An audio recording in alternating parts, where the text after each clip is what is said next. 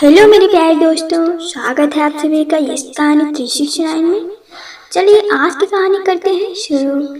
जैसे कि हर एक लड़की दुल्हन बनने पर बहुत ही खूबसूरत लगती है, वैसे ही कविता दुल्हन के जोड़े में बहुत ही प्यारी गुड़िया सी लग रही थी। आज उसकी शादी होने वाली थी। उसके माता पिता उसकी नजर उतारते नहीं थक रहे थे। सभी लोग बहुत खुश थे। तय समय पर बारात आई। कविता की आंखों में हजारों सपने झिलमिला रहे थे। हंसी खुशी कविता और विक्रांत का विवाह संपन्न हुआ, लेकिन कविता गौर कर रही थी, आज विक्रांत का व्यवहार कुछ बदला बदला सा लग रहा था। मगर उसने सोचा कि शादी की रस्मों के कारण वह थक गया होगा, इसलिए वो उसके साथ अच्छे से बात नहीं कर रहा है। विदाई के बाद कार में भी उसने अपने पति से बात करने की कोशिश की, लेकिन विक्रांत ने उसे झिड़क दिया। कविता की आंखों में आंसू उतर आए, लेकिन वह अपने पति के इस अजीब व्यवहार का कारण नहीं समझ पा रही थी। ससुराल पहुंचने के बाद भी रस्में होती रही, लेकिन कविता के मन में खटका सा लगा रहा। सुहागरात के कमरे में भी वो अनमनी सी बैठी थी। उसे कुछ अजीब सा लग रहा था। ऐसा लग रहा था जैसे कुछ बहुत बुरा होने वाला है। विक्रांत ने बहुत ही ज्यादा शराब पी रखी थी। जैसे ही शराब की नशे में झूमता हुआ विक्रांत कमरे में आया तो उसने कविता को फूलों से सजी हुई पलंग पर घूंघट निकालकर बैठे हुए देखा। वह थोड़ा हड़बड़ा गया और उसे देखते ही वह गुस्से से आग बबूला हो उठा और गरजते हुए बोला, ये घूंघट लगाकर शर्मीली दुल्हन बनने का नाटक बंद कर और चुपचाप मेरे जूते उतार। कविता जो आज दुल्हन बनी है, नई दुल्हन, इज्जत से उसे देखने लगी। फिर विक्रांत ने उसका घूंघट खींचकर उसका हाथ पकड़कर उसे खड़ा कर दिया और कहने लगा, तूने सुना नहीं मैं क्या कह रहा हूँ? मैं कह रहा हूँ ना कि आकर मेरे जूते उतार। कविता को जैसे अचानक से होश आया। उसने अपने पति को पीछे धकेलते हुए कहा, यह तुम किस तरह की बातें कर रहे हो? तुमने पी रखी है क्या? विक्रांत उसकी कलाई पकड़कर उसे जोर से डांटते हुए बोला कि चुप, एकदम चुप, चुप रह छोरी। अब तू मेरी पत्नी है, मेरे पैरों की जूती है तू, समझी? आज के बाद से जैसा मैं कहूँगा तुझे बिल्कुल वैसा ही करना पड़ेगा। अगर तूने मेरी मर्जी के खिलाफ कुछ भी करने की कोशिश की तो उसका अंजाम अच्छा नहीं होगा। कविता हैरानी से बोली, यह सब तुम क्या बकवास कर रहे हो? शादी से पहले तो तुम बहुत सभ्य और संस्कारी बनने का दिखावा करते थे, लेकिन शादी की पहली रात को ही तुम्हारी सारी असलियत सामने आ गई। छी, मुझे तो तुझे अपना पति कहते हुए भी शर्म आ रही है। यह किस तरह की हरकत कर रहे हो तुम? विक्रांत ने कहा, तेरी ये मजाल, तू मुझे कुछ भी कहे और मैं सुनता रहूं? विक्रांत ने उसे जोर का तमाचा मारते हुए कहा, चुप कर तू। आज के बाद से तेरा काम सिर्फ मेरी बातों को ध्यान से सुनना होगा और चुटकी बजाते ही मेरे एक इशारे पर दौड़कर मेरी आज्ञा का पालन करना होगा। इस रिश्ते में मैं तुझे बोलने की आजादी नहीं देता। बड़ा उस दिन मुझे ज्ञान झाड़ रही थी ना, बहुत शौक है ना तुझे मर्दों से दोस्ती करने का। मैं तुझे इस घर में कैद करके रखूंगा और देखता हूँ कि तुझे कौन बचाता है। कहाँ तो कविता अपने आने वाले नए जीवन के सपने सजा रही थी और अब अपने पति का ऐसा बदला हुआ रूप देखकर उसकी आंखों से झरझर आंसू बहने लगे। उसे रोते हुए देखकर विक्रांत अट्टहास करते हुए कहने लगा, बड़ा उस दिन अनुज के साथ हंस हंस कर बातें कर रही थी ना, और जब मैंने तुझे टोका तो तूने मुझे ही आधुनिकता का पाठ पढ़ाने की कोशिश की। अब मैं तुझे बताता हूँ कि किसी पुरुष मित्र से दोस्ती रखने की क्या सजा होती है। बस यही औकात है तेरी। अब तुझे जिंदगी भर आंसू ही बहाते रहना है। आज मैं तुझे दर्द के सागर में डुबोकर तेरे होश ठिकाने लगा दूंगा। कविता भर्राए गले से बोली, अगर तुम्हें अनुज से मेरी दोस्ती पसंद नहीं थी, तुम इतने ही शक प्रवृत्ति के हो, तो तुमने शादी से इनकार कर दिया होता। इस तरह मेरी जिंदगी से खिलवाड़ करने के लिए तुम्हें किसने कहा? अगर मुझे पता होता कि तुम ऐसी प्रवृत्ति के इंसान हो तो मैं कभी तुमसे शादी नहीं करती।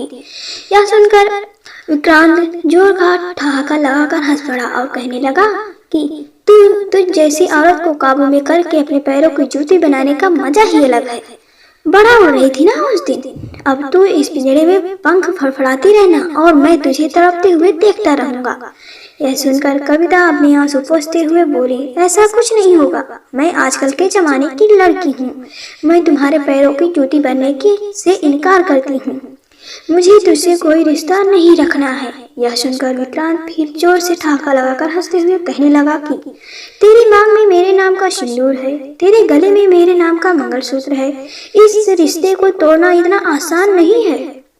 इस रात के बाद अगर तुम मुझे छोड़कर गई तो लोग तुम्हें छोड़ी हुई समझेंगे।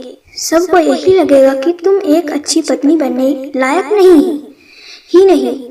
तो जरूर तुम्हारे चरित्र में कोई खोट होगी जो तुम अपने ससुराल में निभा नहीं पाई। और जब रिश्ते टूटते हैं ना तो मर्दों को फर्क नहीं पड़ता है, लेकिन औरतों का जीना मुहाल हो जाता है।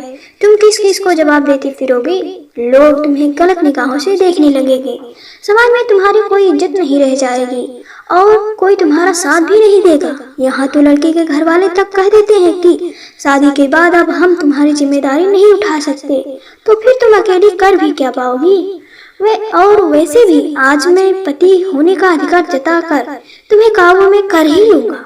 उसकी चिंता तुम बिल्कुल भी मत करो। इतना कहकर विक्रांत उसकी तरफ बढ़ने लगा। कविता जलती हुई नजरों से उसे घूरने लगी। विक्रांत ने जैसे ही उसकी ओर हाथ बढ़ाने की कोशिश की, वैसे ही कविता ने उसकी कलाई को मरोड़कर उसके कंधे पर जोर का वार किया। विक्रांत फर्श पर गिरकर दर्द से बिलबिला उठा। कविता झट से दरवाजा खोलकर कमरे से बाहर निकल गई। बाहर निकलते ही वह विक्रांत की बुआ नीलिमा जी से टकरा गई। बुआ जी हैरानी से नई दुल्हन की ओर देखते हुए बोली, अरे बहू, तुम इस वक्त यहाँ क्या कर रही हो?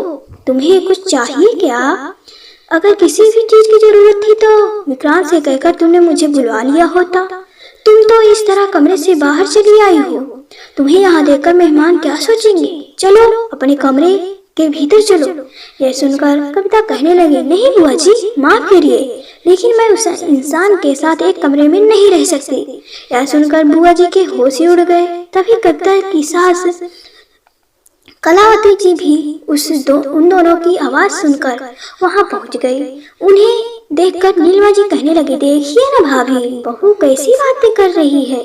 कलावती जी ने कोमल स्वर में कविता से पूछा, क्या बात है बहू, कोई परेशानी है क्या? कविता कुछ बोलती इससे पहले ही नीलिमा जी कहने लगी, अरे भाभी, ये कलयुग की बहू शादी की पहली ही रात कह रही है कि वह लल्ला के साथ एक कमरे में नहीं रहेगी। अब बताओ भला, ये उसकी पत्नी है और शादी की पहली ही रात यह कैसे तेवर दिखा रही है? भाभी, तुम एक ऐसी बहू पसंद करके लाई हो जो इतनी बदतमीज है। यह सुनकर कलावती जी ने कहा, दीदी आप जाइए, मैं देखती हूँ कि क्या बात है। नीलिमा जी हाथ नचाते हुए बोली, बात क्या होगी? मैं यहाँ से कहीं नहीं जाऊंगी। मैं भी तो जानूं कि यह इतने नखरे क्यों कर रही है। तभी विक्रांत ने गुस्से में तमतमाते हुए कमरे से बाहर आया और कविता का हाथ पकड़कर कहने लगा, चुपचाप कमरे में वापस चलो, यहाँ तमाशा खड़ा करने की कोई जरूरत नहीं है। कविता ने उसका हाथ झटकते हुए कहा कि मुझसे दूर रहो तुम, मुझे हाथ लगाने की कोशिश भी मत करना। अब कलावती जी के चेहरे पर परेशानी झलकने लगी थी। उन्होंने प्यार से बहू को एक किनारे ले जाकर पूछा, बहू आखिर बात क्या है? तुम ऐसा बर्ताव क्यों कर रही हो? विक्रांत से कुछ कहा सुनी हुई हो गई क्या? देखो बहू, पति पत्नी में थोड़ी बहुत नोकझोंक तो होती ही रहती है। इस तरह से घर की इज्जत तो मत उछालो। यह सुनकर कविता चिढ़ गई और कहने लगी कि माँ जी, आपके सुपुत्र ने मुझे कमरे में ऐसी ऐसी बातें कही है कि आप सुनेंगी तो आपको भी समझ में आ जाएगा कि मैं ऐसा क्यों कर रही हूँ। वह मुझे जिंदगी भर पैरों की जूती बनाकर रखना चाहता है, वह भी सिर्फ इसलिए क्योंकि शादी से पहले उसने मुझे अपने दोस्त अनुज के साथ बातें करते हुए देख लिया था। अब आप बताइए माँ जी, क्या आप मुझे इस घर में पैरों की जूती बनाने के लिए लाई हैं? वह कह रहा था कि वह जिंदगी भर मुझे इस पिंजरे में बंद करके रखेगा। मैं यहाँ एक नई जिंदगी की शुरुआत करने आई थी, लेकिन अगर ससुराल में ऐसे मेरे लिए पिंजरा बनने लगे तो मैं यहाँ क्यों रहूंगी? यह सुनकर कलावती जी सन्न रह गई और वो गला साफ करते हुए कहने लगी, बहू, विक्रांत गुस्से में कभी कभी बदतमीजी कर जाता है। मैं उससे बात करके उसे समझाने की कोशिश करूंगी। तुम शांत हो जाओ। मगर कविता कहने लगी, नहीं माँ जी, यहाँ मेरा बहुत अपमान हुआ है और अब मैं यहाँ इस छत के नीचे बिल्कुल भी नहीं रहूंगी। मैं अभी अपने पापा को फोन लगाती हूँ। इतना कहकर वो अपने पिता को फोन लगाने के लिए चली गई। इधर कलावती जी हैरान परेशान सी अपने पति गजेंद्र जी के पास सारा मामला बताने के लिए पहुंची ताकि वो जल्दी से कोई रास्ता निकाल सके। इधर विक्रांत अपनी ही अकड़ में डूबा हुआ था और कविता के स्वाभिमान पर बात आ गई थी। और दोस्तों, कहानी यहीं तक। कहानी आप सभी को कैसी लगी हमें कमेंट करके जरूर बताएं और वीडियो को लाइक करें, शेयर करें, चैनल को सब्सक्राइब करें। Thank you.